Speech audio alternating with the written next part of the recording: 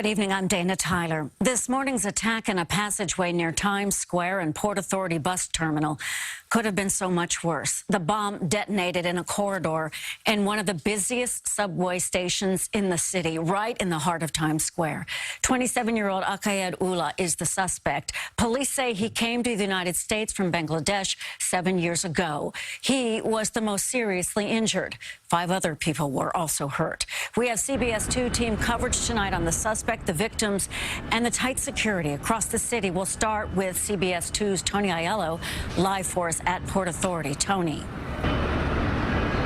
Dana, thankfully, the suspect's bomb-making skills far less advanced than his apparent resolve to commit an act of jihad.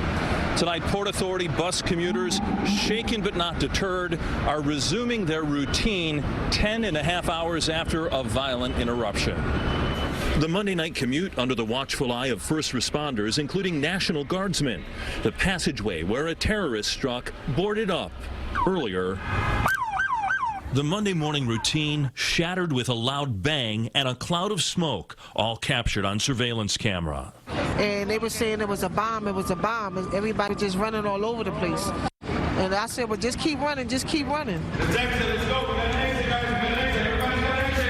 On the 3rd floor of the nation's busiest bus terminal, a man catching a nap before taking a bus was jolted awake by a shake. An unusual shake, not a regular shake, so I knew something was up. Investigators say a crude explosive device attached to 27-year-old Aiello detonated. It happened in the busy underground 41st Street passageway that connects the Port Authority and Times Square subway stations. The device is based on a pipe bomb. It was affixed to his person with a combination of Velcro and zip ties. Surveillance video shows the moment the thing exploded. It's possible the detonation was premature and Allah had a different target in mind. Port Authority police officer Jack Collins, seen here in a public service announcement, was quickly on the scene.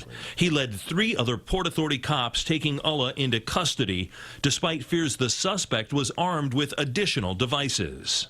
Undercover Port Authority Police Department officer Jack Collins apprehended the terrorist along with several other officers.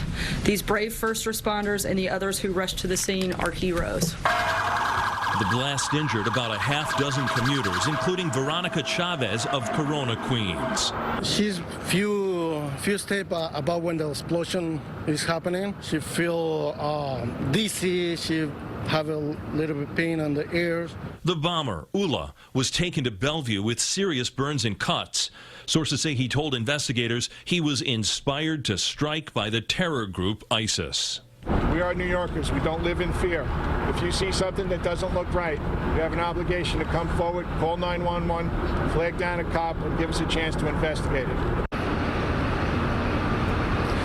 Investigators believe Ullah viewed ISIS propaganda online but acted alone.